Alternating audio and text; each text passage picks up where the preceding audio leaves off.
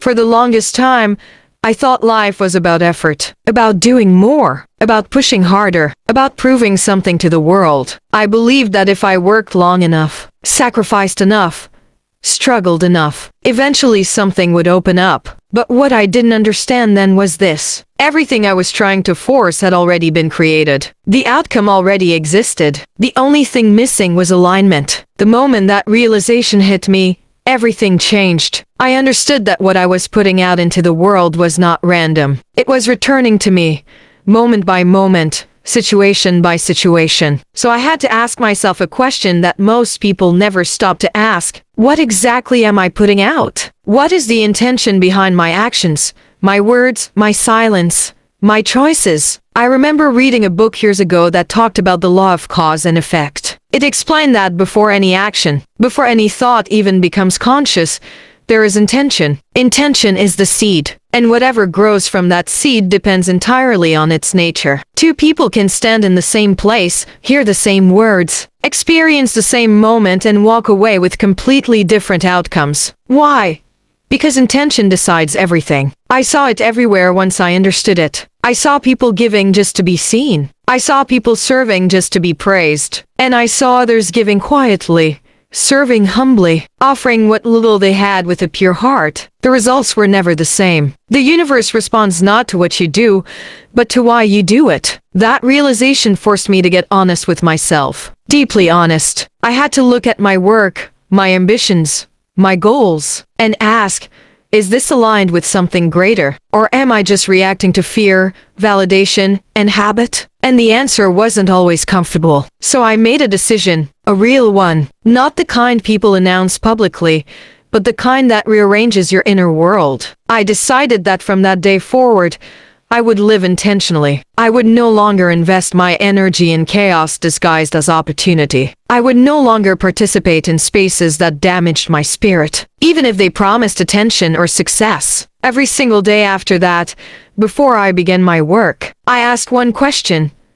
What is my intention today? How can what I do serve, uplift, awaken, or remind someone of who they truly are? And if something didn't meet that standard, no matter how attractive it looked, I walked away. Here's what most people never realize. The dream you're chasing is not actually yours to create. It already exists. Long before you had language, long before you had doubt, long before you learned fear, there is a design behind you. A vision that existed before you existed. And the real power begins when you stop asking, what do I want? And instead ask, what was I created for? The moment I asked that question, life stopped feeling like a battle. It started feeling like a conversation, like guidance, like doors opening without force. Because when you lean into the dream that was designed for you, every force that exists to support growth, truth, love, and expansion moves with you. And when that happens, nobody can stop you. Nobody can compete with you. Nobody can replace you. I used to watch people waste their lives trying to live inside someone else's success, wanting someone else's platform, someone else's voice, someone else's story. But you get no power doing that. No fulfillment.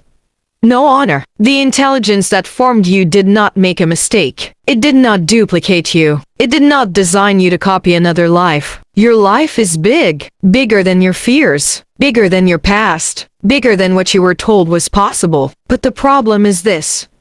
We resist it. We block it. We cling to an image of who we think we're supposed to be instead of allowing ourselves to become who we already are. One of the greatest lessons I ever learned came from a simple truth. You have no power in any territory except your own. You cannot control outcomes, people, timing, or approval. But within your own inner territory, your choices, your intentions, your integrity, your absolute authority. And when you manage that well, opportunities appear that you never could have planned. There was a season in my life when everything I had built ended. Not because I failed, but because I had completed that chapter. Walking away wasn't easy. People questioned me. Some doubted me. Others assumed I was afraid of losing relevance. But I knew something they didn't.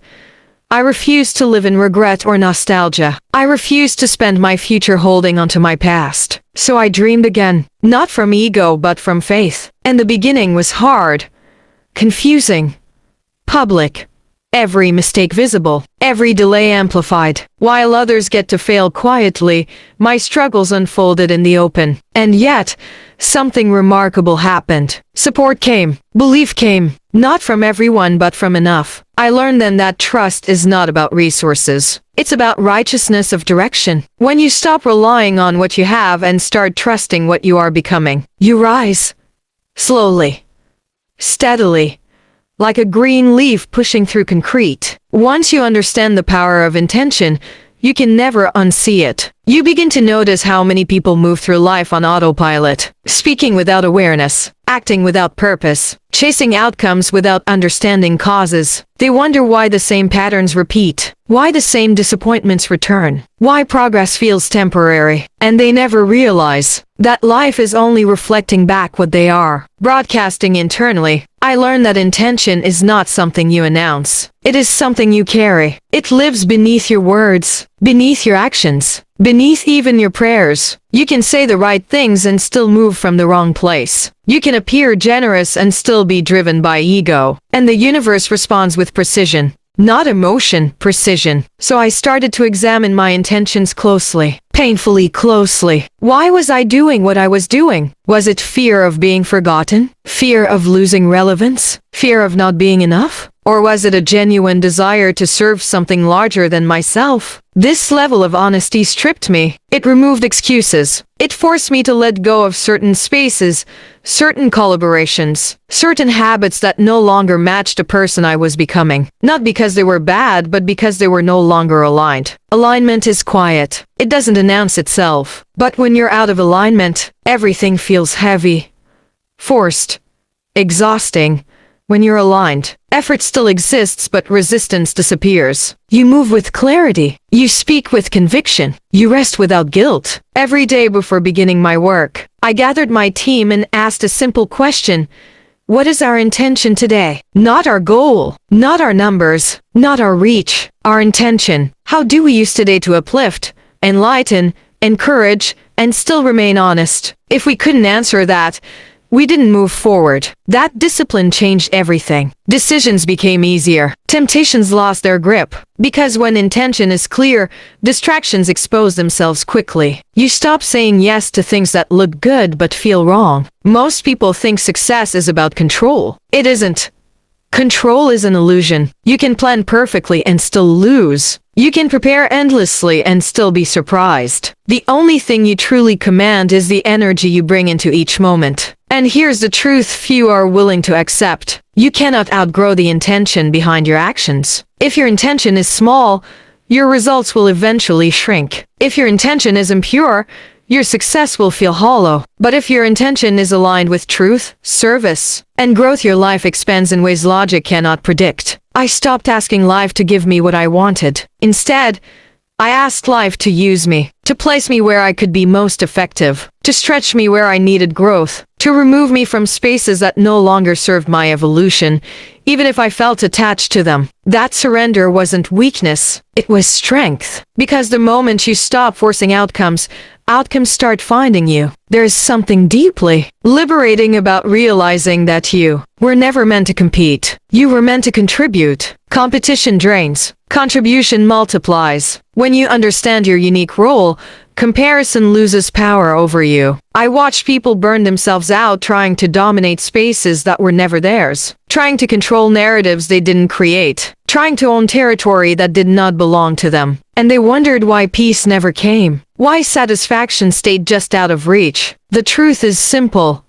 You have power only in your own territory. Your mind, your choices, your response, your integrity. When you take full responsibility for that, life meets you halfway. There was a time when uncertainty surrounded me. Progress was slow. Doubt was loud. Critics were louder. And every mistake became public discussion. But something inside me stayed calm. Because I knew I was walking in the direction of truth. Even if the road was unfamiliar. Faith doesn't eliminate fear. It gives you the courage to move anyway. I learned to trust the process more than the applause. To value alignment more than approval. To choose growth over comfort. And slowly, almost quietly, things began to shift. Opportunities appeared that I could not have planned. Support came from places I never expected, and doors opened that I hadn't even knocked on. Not because I chased them, but because I was ready for them. This is what happens when you stop resisting who you are meant to become. When you stop clinging to old identities. When you release the need to control how your life should look. There comes a moment in every life when comfort becomes more dangerous than uncertainty. It doesn't arrive loudly. It comes as a quiet knowing, a subtle restlessness, a sense that you have outgrown the room you're standing in. Even if that room once saved you, for a long time, I tried to ignore that feeling. I told myself to be grateful, to stay where things were familiar, to not disrupt what was working. But alignment has a way of demanding honesty. And once you hear its call, you can delay, but you cannot silence it. Leaving the familiar is never easy. Identity gets tangled with routine. Validation becomes addictive. And fear disguises itself as logic. It whispers that you're being irresponsible, that you're risking too much, that you should wait a little longer. But growth never happens on a schedule approved by fear. When I finally stepped into the unknown, nothing magically became easier. In fact, it got harder. Structures I relied on were gone. Systems I understood no longer applied. I had to learn again, fail again, ask questions I thought I had already answered. And this time, failure was visible. Every misstep felt magnified. Every delay felt public. People who once applauded now watched quietly, waiting to see if I would retreat. But I made a decision early on. I would not let public opinion define private truth. There is a strength that forms when you stop needing permission to evolve. I learned quickly that clarity does not come before movement. It comes from movement. You don't see the entire staircase. You see the next step,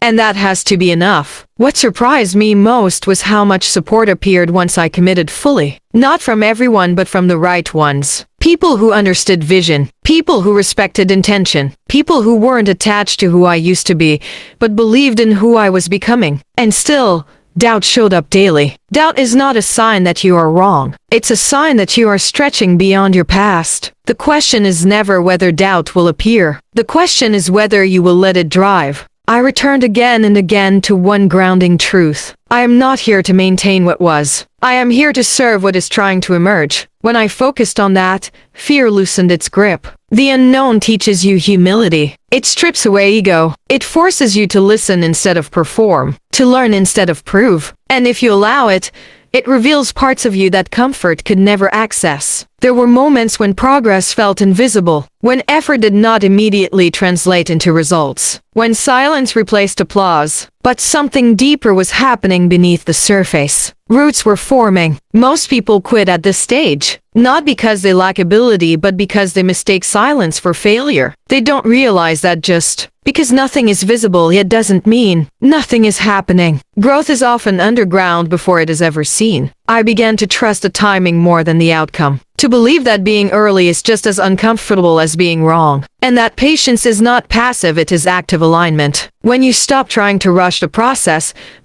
stops resisting you. I also learned that not everyone can go where you are going. Some relationships are seasonal. Some roles expire. And holding on to them out of loyalty can cost you your future. Releasing is painful, but staying misaligned is far more expensive. So I let go.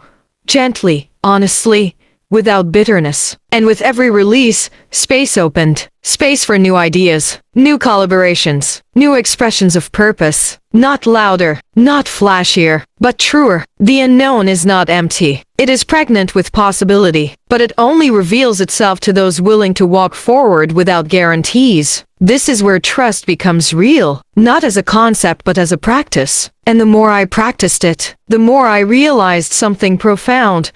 I was never alone in the uncertainty. I was being guided, redirected, prepared.